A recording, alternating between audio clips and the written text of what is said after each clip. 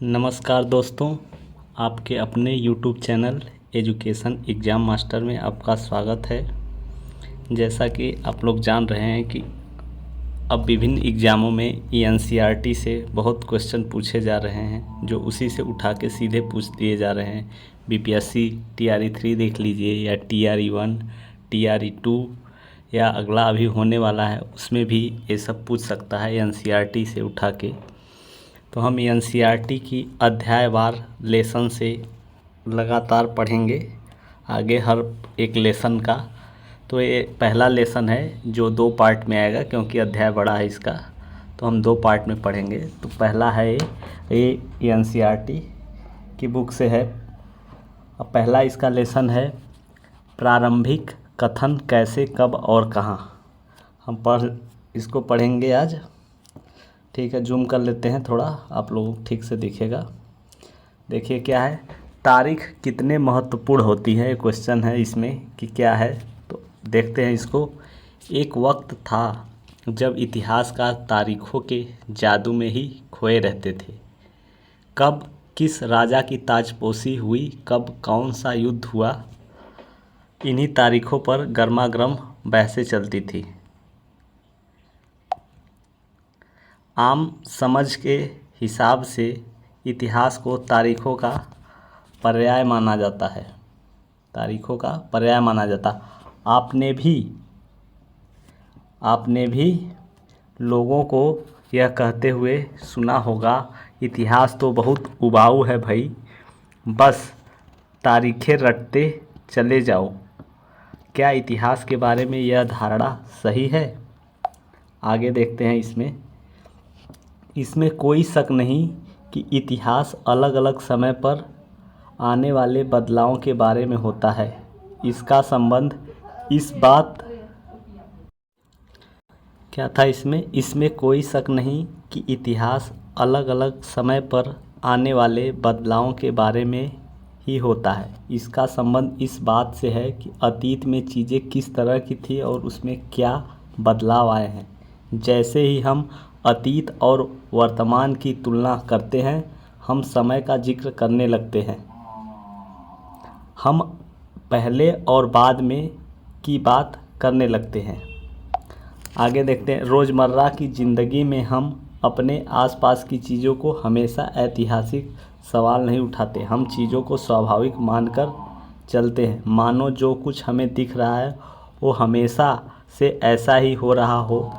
लेकिन हम सबके सामने कभी कभी अचंभे के क्षण आते हैं। कई बार तो हम उत्सुक हो जाते हैं और ऐसे सवाल पूछते हैं कि वाकई ऐतिहासिक होते हैं। किसी व्यक्ति को सड़क किनारे चाय के घूंट भरते देखकर आप इस बात पर हैरान हो सकते हैं कि चाय या कॉफ़ी पीने का चलन शुरू कब से हुआ होगा। रेलगाड़ी की खिड़की से बाहर झांकते हुए आपके जहन में यह सवाल उठ सकता है कि रेलवे का निर्माण कब हुआ। रेलगाड़ी के चलने से पहले लोग दूर दूर की यात्रा किस प्रकार कर पाते थे। सुबह सुबह अखबार पढ़ते हुए आप यह जानने के उत्सुक हो सकते हैं कि ज़माने में अखबार नहीं छपते थे उस ज़माने में, तो उस समय लोगों को चीज़ों की जानकारी कैसे मिलती होगी। आपको ऐसा विचार आ सकता। और भी देखते हैं बगल में क्या है। इसमें ये दिया है इस चित्र में कि ब्राह्मण ब्रिटेनिया को शास्त्र भेंट कर रहे जेम्स रेनेल का चित्र है, तैयार किए गए पहले नक्शे का आवरण है। 1782 में रॉबर्ट क्लाइव ने रेनेल को हिंदुस्तान के नक्शे तैयार करने का काम सौंपा था।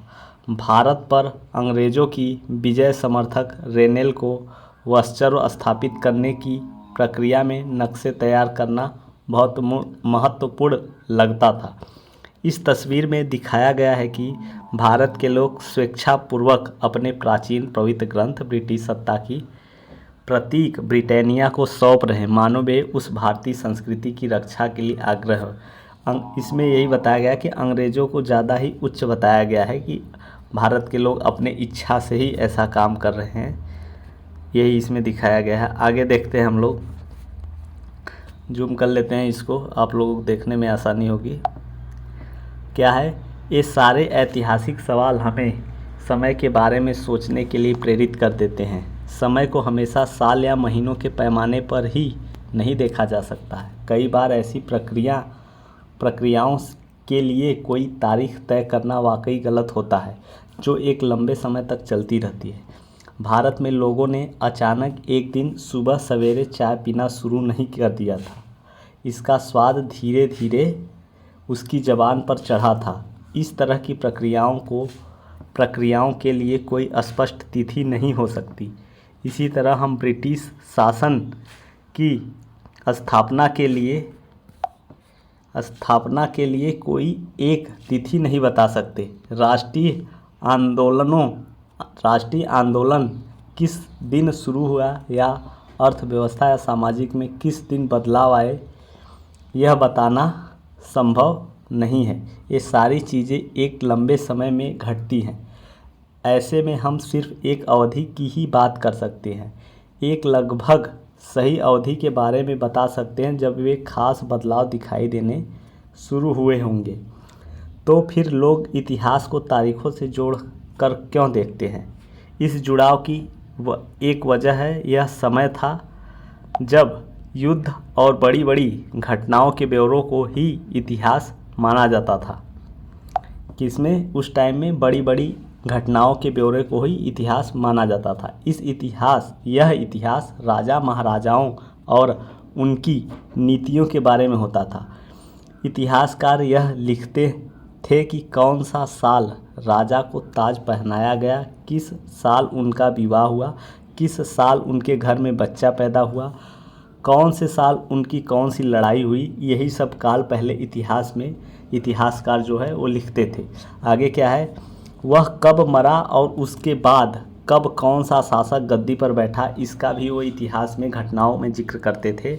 इस तरह की घटनाओं के लिए निश्चित तिथि बताई जा सकती है और इस तरह के इतिहासों में तिथियों को महत्व बना रहता है। इस तरह की इतिहासों से तिथियों का महत्व बना रहता है। जैसा कि पिछले 2 साल की इतिहास की किताबों में आपने देखा है जब इतिहासकार बहुत सारे दूसरे मुद्दों और दूसरे सवालों के बारे में लिखने लगे हैं। वे इस बात पर ध्यान देते हैं कि लोग किस तरह अपनी रोजी रोटी चलाते थे, वे क्या पैदा करते थे और क्या खाते थे, शहर कैसे बने और बाज़ार किस तरह फैले, किस तरह रियासतें बनी, नए विचार पनपे और संस्कृति व समाज किस तरह बदले। कौन सी तारीखों पर क्या पैमाना रखा जाए, इसके लिए आए देखते हैं कौन सी तारीखें क्या है। कुछ तारीखों को महत्वपूर्ण मानने का पैमाना क्या होता है। कुछ तारीखों को हम जो तारीखें चुनते हैं, जिन तारीखों के इर्द गिर्द हम अतीत की कहानी बुनते हैं, वे अपने आप में महत्वपूर्ण नहीं होती। वे इसलिए महत्वपूर्ण हो जाती हैं क्योंकि हम कुछ खास घटनाओं को महत्वपूर्ण मानकर चलने लगते हैं। अगर अध्ययन का विषय बदल जाता है, अगर हम नए मुद्दों पर ध्यान देने लगते हैं तो महत्वपूर्ण तारीखें बदल जाती हैं। एक उदाहरण पर विचार कीजिए। भारत में ब्रिटिश इतिहासकारों ने जो इतिहास लिखे उसमें हर एक गवर्नर जनरल का शासनकाल महत्वपूर्ण है। ये इतिहास प्रथम गवर्नर जनरल वारेन हेस्टिंग के शासनकाल से शुरू होता है। ये बहुत मोस्ट इम्पॉर्टेंट क्वेश्चन है, इतिहास में पूछता है कि भारत का प्रथम गवर्नर जनरल कौन बना था, तो वारेन हेस्टिंग जो है वो प्रथम गवर्नर जनरल बना था। और आखिरी वायसराय को भी पूछता है कि भारत का आखिरी वायसराय कौन था, तो लॉर्ड माउंटबेटन के साथ ही भारत को स्वतंत्रता मिल जाती है। उसके बाद आखिरी वायसराय लॉर्ड माउंटबेटन ही था। आगे देखते हैं। अलग अलग अध्यायों में हम दूसरे गवर्नर जनरल क्या है, हेस्टिंग, वेलेजली, बेंटिंग, डलहौजी, इन लोगों का ज़्यादा नाम, मतलब ये लोग का नाम ज़्यादा रहता है इतिहास में जो है।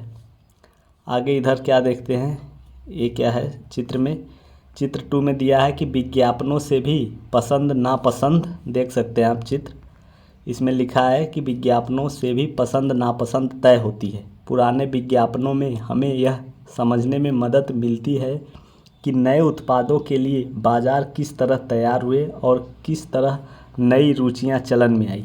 1922 में लिप्टन चाय के लिए तैयार किया गया यह विज्ञापन इस बात की ओर संकेत करता है कि दुनिया भर के शाही लोग यही चाय पीते हैं। इस तस्वीर में पीछे की तरफ एक भारतीय महल दिखाई दे रहा है, आप देख सकते हैं। इस तस्वीर में पीछे एक महल दिखाई दे रहा है भारतीय। ठीक है, आगे देखते हैं। इस तस्वीर में पीछे की तरफ एक भारतीय महल दिखाई दे रहा है, जबकि अगले हिस्से में ब्रिटेन की रानी विक्टोरिया का तीसरा बेटा राजकुमार आर्थर घोड़े पर बैठा हुआ, देख सकते हैं आप। घोड़े पर राजकुमार जो है वो बैठा हुआ है। राजकुमार आर्थर घोड़े पर बैठा हुआ है। राजकुमार आर्थर ड्यूक ऑफ कनाट की पदवी दी गई है। तो राजकुमार आर्थर को कौन सी पदवी दी गई? ड्यूक ऑफ कनाट की पदवी दी गई है। आगे हम देखते हैं क्या है आगे देखते हैं। कैनिन और देख लीजिए आप, सही से दिखेगा आपको। Canning, Lawrence, Lytton, Ripon, Curzon, Irwin के बारे में भी हम पढ़ते हैं। इस इतिहासकार में गवर्नर जनरलों और वायसरायों का कभी खत्म न होने वाला सिलसिला छाया रहता है। इतिहास की इन किताबों में सारी तारीखों का महत्व इन अधिकारियों, उनकी गतिविधियों, नीतियों, उपलब्धियों के आधार पे ही तय होता है। कि जैसा कि इसमें बताया गया है कि जो इतिहास में इन लोगों के जो गवर्नर जनरल थे, इन्हीं की जो तारीखें हैं ये ज़्यादा इम्पोर्टेंट है, यही सब ज़्यादा पूछी भी जाती हैं। तो वही इसमें बता रहा है। यह ऐसे था मानो इन लोगों के जीवन के बाहर कोई ऐसी चीज़ नहीं थी जिसे जानना महत्वपूर्ण हो। इन लोगों के जीवन का क्रम ब्रिटिश भारतीय इतिहास में अलग अलग अध्यायों का विषय बन जाता था। आगे देखते हैं। क्या हम इसी दौर के इतिहास को अलग ढंग से नहीं लिख सकते? गवर्नर जनरलों के इस इतिहास के चौखटे में हम भारतीय समाज के विभिन्न समूहों और वर्गों के गतिविधियों पर किस तरह ध्यान दे सकते हैं? आगे देखते हैं। जब हम इतिहास या कोई कहानी लिखते हैं तो उसे टुकड़ों या अध्यायों में बांट देते हैं। ऐसा हम क्यों करते हैं? तो ऐसा इसलिए किया जाता है ताकि हर अध्याय में कुछ सामंजस्य रहे। इसका मकसद कहानी को इस तरह सामने लाना होता है कि उसे आसानी से समझ में आ सके। जो कहानी लिखी जा रही है ऐसे लिखी जाए जो आसानी से समझ आ सके और याद रखा जा सके। इस प्रक्रिया में हम सिर्फ उन घटनाओं पर जोर देते हैं जो उस कहानी को पेश करने में मददगार होती है। जो इतिहास गवर्नर जनरलों के जीवन के इर्द गिर्द चलता है उसमें भारतीयों की गतिविधियां कोई मायने नहीं रखती। इसके लिए वहाँ कोई जगह नहीं होती। तो फिर क्या किया जाए? जाहिर है हमें अपने इतिहास का एक अलग खाका बनाना पड़ेगा। इसका मतलब यह है कि अब तक जिन तिथियों को महत्व दिया जा रहा था वे महत्वपूर्ण नहीं रहेंगी। नई तिथियां महत्वपूर्ण हो जाएंगी, क्योंकि इतिहास आप अपने ढंग से लिखेंगे तो उसके बाद नई जो तिथियां हैं वो ज़्यादा महत्वपूर्ण हो जाएंगी जो पहले की, यही इसमें बताना चाह रहा है। आगे हम देखते हैं कि हम अवधियां कैसे तय कर सकते हैं। तो 1817 में स्कॉटलैंड अर्थशास्त्री, राजनीतिक दार्शनिक जेम्स मिल ने 3 विशाल खंडों में ए हिस्ट्री ऑफ ब्रिटिश इंडिया, मतलब ब्रिटिश भारत का इतिहास नामक एक पुस्तक लिखी। कौन? ए हिस्ट्री ऑफ इंडिया जो है जेम्स मिल ने एक नामक किताब लिखी। इस किताब में उन्होंने भारत के इतिहास को हिंदू, मुस्लिम और ब्रिटिश इन 3 कालखंडों में बांटा था। कौन कौन से कालखंडों में? तो एक हिंदू, दूसरा मुस्लिम और तीसरा ब्रिटिश, इन 3 कालखंडों में बांटा था। कालखंडों के इस निर्धारण को ज़्यादातर लोगों ने मान भी लिया है। क्या आपको भारतीय इतिहास को समझने के इस तरीके में कोई समस्या दिखाई देती है? इतिहास को हम अलग अलग कालखंडों में बांटने की कोशिश क्यों करते हैं? इसकी भी एक वजह है। क्या है वजह? हम एक दौर की खासियतों, उसके केंद्रीय तत्वों को पकड़ने की कोशिश करते हैं। इसलिए ऐसे शब्द महत्वपूर्ण हो जाते हैं जिनके सहारे हम समय को बांटते हैं। ये शब्द अतीत के बारे में हमारे विचारों को दर्शाते हैं। वे हमें बताते हैं कि एक अवधि से दूसरी अवधि के बीच आए बदलाव का क्या महत्व होता है। मिल को लगता है कि सारे एशियाई समाज सभ्यता के मामले में यूरोप से पीछे हैं। इतिहास की उनकी समझदारी ये थी कि भारत में अंग्रेज़ों के आने से पहले यहाँ हिंदू और मुसलमान तानाशाहों का ही राज चलता था। यहाँ चारों ओर केवल धार्मिक बैर, जातिगत बंधनों और अंधविश्वासों का बोलबाला था। आगे क्या है ये देख लेते हैं। गतिविधि में क्या लिखा है। गतिविधि में भी देख सकते हैं, अपनी माँ या परिवार के किसी अन्य सदस्य से बात करके उनके जीवन के बारे में पता लगाएं। अब उनके जीवन को अलग अलग कालखंडों में बांटें और प्रत्येक अवधि के महत्वपूर्ण घटनाओं की सूची बनाएं। स्पष्ट करें कि अपने कालखंडों को किस तरह तय किया गया है। एक अपने को प्रयोग करके अपने माँ परिवारों से पूछने पे कालखंडों की सूची बनाने को कह रहा है कि आप ऐसे अपने को थोड़ा इतिहास में जान सकते हैं। आगे देखते हैं इसमें आगे क्या है। अब आगे देखते हैं। मिल की राय में ब्रिटिश शासन भारत को सभ्यता की राह पर ले जा सकता है। इस काम के लिए ज़रूरी था कि भारत में यूरोपीय शिष्टाचार, कला, संस्थानों और कानूनों को लागू किया जाए। मिल ने तो यहाँ तक सुझाव दिया था कि अंग्रेज़ों को भारत के सारे भूभाग पर कब्जा कर लेना चाहिए। किस पे? मिल ने सुझाव दिया था कि अंग्रेज़ों को भारत के सारे भूभाग पर कब्जा कर लेना चाहिए ताकि भारतीय जनता को ज्ञान और सुखी जीवन प्रदान किया जा सके। उनका मानना था कि अंग्रेज़ों की मदद के बिना हिंदुस्तान प्रगति नहीं कर सकता। जो अंग्रेज़ थे वो मान रहे थे कि बिना अंग्रेज़ों के यहाँ के जो लोग हैं उनको सभ्य नहीं मानते थे कि ये अपना विकास नहीं कर सकते बिना अंग्रेज़ों की सहायता के। आगे देखते हैं इसमें क्या है। इतिहास की इस धारणा में अंग्रेजी शासन प्रगति और सभ्यता का प्रतीक था। अंग्रेजी शासन से पहले सारा अंधकार का दौर था। क्या इस तरह की धारणा को स्वीकार किया जा सकता है? क्या इतिहास के किसी दौर को हिंदू या मुस्लिम दौर कहा जा सकता है? हिंदू या मुस्लिम दौर कहा जा सकता है। क्या इन सारे दौरों में कई तरह के धर्म एक साथ नहीं चलते थे? किसी युग को केवल उस समय के शासकों के धर्म के हिसाब से तय करने की ज़रूरत क्या है? अगर हम ऐसा करते हैं तो इसका मतलब यह कहना चाहते हैं कि औरों के जीवन और तौर तरीके का कोई महत्व नहीं होता है। हमें यह याद रखना चाहिए कि प्राचीन भारत में सारे शासकों का भी एक धर्म नहीं होता था। अंग्रेज़ों द्वारा सुझाए गए वर्गीकरण से अलग हटकर इतिहासकार भारतीय इतिहास को आमतौर पर प्राचीन, मध्यकालीन तथा आधुनिक कालखंडों में बांटते हैं। तो इतिहासकार भारतीय इतिहास को किस कालखंड में बांटते हैं? तो एक प्राचीन, मध्यकालीन और आधुनिक कालखंडों में बांटकर देखते हैं। इस विभाजन की भी अपनी समस्याएं हैं। इतिहास को इन खंडों में बांटने की यह समझ भी पश्चिम से आई है। पश्चिम में आधुनिक काल को विज्ञान, तर्क, लोकतंत्र, मुक्ति और समानता जैसी आधुनिकता की ताकतों के विकास का युग माना जाता है। इसके लिए मध्यकालीन समाज वे समाज थे जहां आधुनिक समाज की ये विशेषताएं नहीं थी। क्या हम अपने अध्ययन के लिए आधुनिक काल की इस अवधारणा को बिना सोचे विचारे ऐसे ही अपना सकते हैं? जैसा कि इस किताब में देखेंगे, अंग्रेज़ों के शासन में लोगों के पास समानता, स्वतंत्रता या मुक्ति नहीं थी। अंग्रेज़ों के शासन में जो यहाँ के मजदूर थे या मजदूर वर्ग जो थे उनके ऊपर अंग्रेज़ शासन करते थे, तो स्वतंत्रता या मुक्ति नहीं थी उन लोगों को। न ही यह आर्थिक विकास और प्रगति का दौर था कि बहुत विकास हो रहा है, आर्थिक प्रगति थी, ऐसा भी कुछ नहीं था।